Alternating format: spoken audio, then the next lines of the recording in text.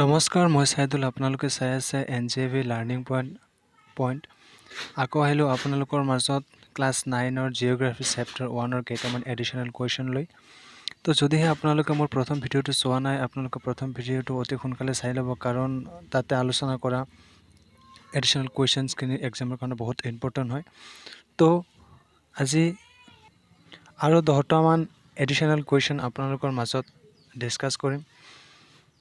Discuss কৰাৰ আগত মই আপোনালোকক কওঁ, যদিহে আপুনি মোৰ চেনেলটোত নতুন হয় তেনেহ'লে প্লিজ চেনেলটো ছাবস্ক্ৰাইব কৰি ল'ব, আৰু যদি ভিডিঅ'টো ভাল লাগে তেনেহ'লে লাইক, শ্বেয়াৰ আৰু ছাবস্ক্ৰাইব কৰিবলৈ একেবাৰে নাপাহৰিব। তেনেহ'লে বলক ভিডিঅ'টো উপভোগ কৰোঁ।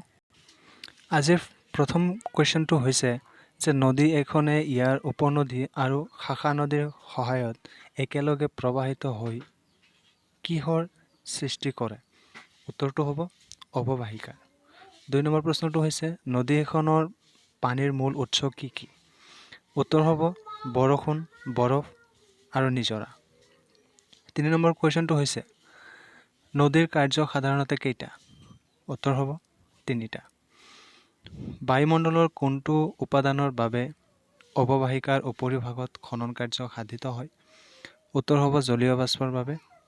5 নম্বৰ বিভিন্ন উৎসৰ পানী প্ৰবাহিত হোৱাৰ ফলত সৃষ্টি হোৱা কাৰ্যক কি বোলে? উত্তৰটো হ'ব খনন কাৰ্য।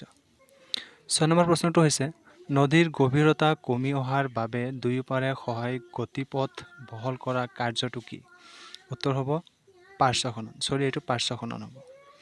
7 নম্বৰ নদীয়ে সৰল গতি এৰি একাবেকা পথেৰে গতি কৰিলে ইয়াক কি বোলে? উত্তৰটো হ'ব বক্ৰগতি বা সৰ্পিল গতি।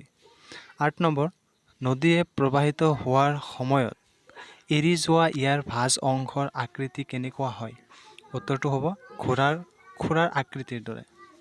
9 নম্বৰ প্ৰশ্নটো হৈছে পৰিবহণ আৰু অৱক্ষেপণ কাৰ্যৰ জৰিয়তে নদীয়ে কেই প্ৰকাৰ গেট কঢ়িয়ায়?